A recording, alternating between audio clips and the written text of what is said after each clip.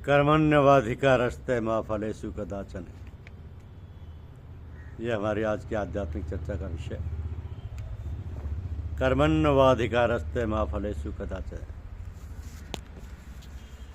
कर्तव्य कर्म करने में ही तेरा अधिकार है, फलों में कभी नहीं। ऐसा करेंगे और ऐसा नहीं करेंगे, शास्त्र विरुद्ध काम नहीं करेंगे, इसमें तो स्वतंत्रता है। पर दुखदायी परिस्थिति नहीं आए, इसमें स्वतंत्रता नहीं है।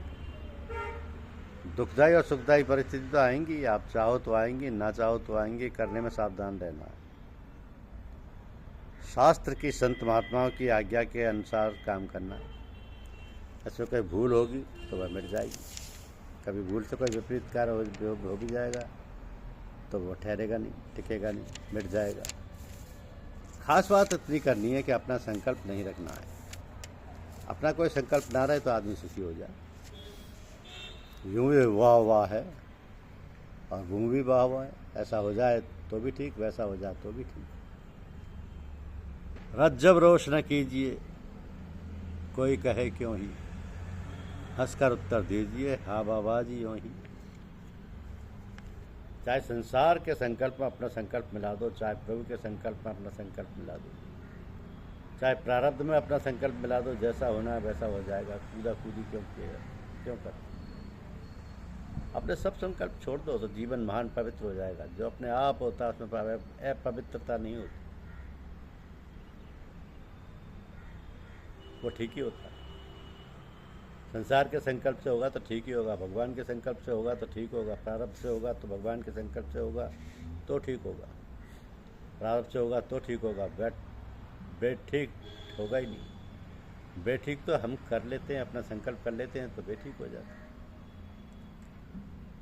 एक स्फूर्णा होती है और एक संकल्प होता है। कोई बात याद आती है, वह स्फूर्णा है। और ऐसा होना चाहिए, ऐसा नहीं होना चाहिए, संकल्प है। संसार की स्फूर्णा होती रहती है और मिटती रहती है। आप जिस स्फूर्णा को पकड़ लेते हो वह संकल्प हो जाता है, मनुष्य में बन जाता है। फले शक्तो निबध्यते, संकल्प से कामना पैदा हो जाती है। संकल्प प्रभाव का अनुमान, जो संपूर्ण पापों और दुखों की जड़ है, जो सब संकल्पों का त्याग कर देता है वह योग हो जाता है। कितनी सीधी सरल बात है, इसमें बेठीक होगा ही नहीं। आप कितना ही ठीक समझो या बेठीक समझो, जो होना वो तो होगा ही। जो अनुकूल या प्रतिकूल होने वाला है वो तो होगा ही। सर्दी आनी है तो आएगी, गर्मी आनी है तो आएगी। आप सुखी दुखी हो जाओ, आपकी मर्जी, वो आपके सुख दुख के अधीन नहीं है। इस तरह अपने अपने प्रारब्ध का फल आएगा ही। आप सुखी हो जाओ तो आज जाएगा, दुखी हो जाओ तो आएगा। एकदम सच्ची बात है। जो नहीं होना है वो नहीं होगा, जो होना है वो हो जाएगा। जो होगा वो हम अपने आप देख लेंगे, वो कोई छुपा थोड़ा ही रहेगा। अब चतुर भैया जो अपना कोई संकल्प नहीं रखता, सीधी सादी बात है। अपना संकल्प ना रखे तो निहाल हो जाए आदमी। क्यों संकल्प रखे और क्यों दुख पाए। अपने अनुकूल में राजी होना, प्रतिकूल में नाराज होना, यह दोनों ही व्यथा है।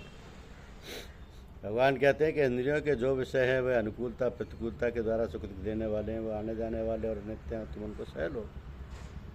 सुख दुख में सम रहते जिस धीर मनुष्य को व्यथा नहीं पहुंचाते, हलचल पैदा नहीं करते, वह मुक्ति का पात्र हो जाता है। उसका कल्याण हो जाता है। गुणों का जो संग है, वृत्तियों के साथ जो आसक्ति है, बस वही ऊंची नीच योनियों में जन्म लेने का कारण है। कारणम गुण संगोश सद्दोदि निधन शिशु। संकल्प मिट जाता है, कभी पूरा होकर मिट जाता है, कभी ना पूरा होकर मिट जाता है। पूरा होना है तो पूरा होकर मिट जाएगा, पूरा नहीं होना है तो ऐसे ही मिट जाएगा। यह तो मिटने वाली चीज़ है। आगम पयोनि नित्या, इसको सह लो बस। तास्तिच्छस्व, ऐसा हो गया तो बाबा, ऐसा नहीं हुआ तो बाबा, जीवन मुक्त हो जाओगे। सोमृत्वाय कल्पते, परमात्मा प्राप्ति की सामर्थ्य आ जाएगी। महान शांति, महान आनंद अपने आप आएगा।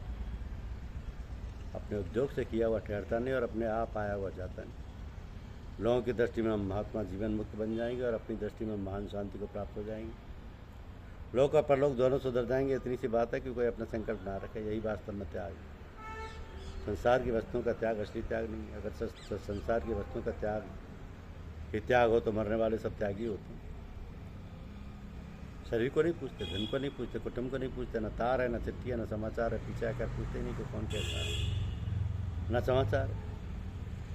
पूरा त्याग कर दिया तो मुक्ति हो जानी चाहिए, परंतु वस्तुओं के छूटने से मुक्ति नहीं होती। मन का संकल्प छोड़ने से मुक्ति हो जाती है। स्फूर्णा तो आती जाती रहती है, जैसे वायु आई चली गई, ठंडी आई चली गई, गर्मी आई चली गई, वर्षा आई चली गई, आंधी आई चली गई, ऐसे स्फूर्णा आई और चली गई। उसको पकड़ो मत, तो वो अपने आप मिट जाएगी। और तो उसको पकड़ लोगे तो वो संकल्प हो जाएगा, और संकल्प से कामना पैदा हो जाएगी। स्फूर्णा से कामना पैदा नहीं होती। चलते चलते रास्ते में वृक्ष दिख गया, पत्थर दिख गया तो दिख गया।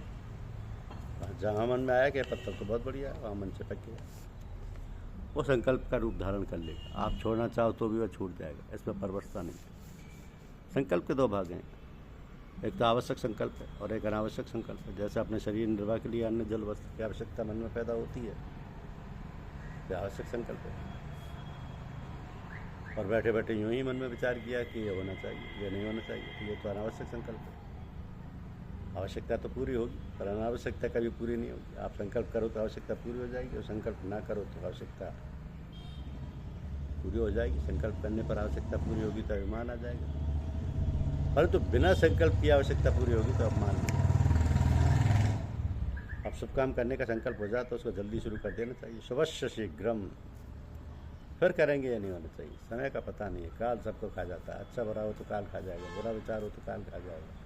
यदि मन में विचार आ जाए तो थोड़ा ठहरो, थोड़ा ठहरो, ऐसा होने से फिर वह नहीं रहेगा। और अच्छा विचार आ जाए तो फिर करेंगे, ऐसा होने से फिर वो नहीं रहेगा।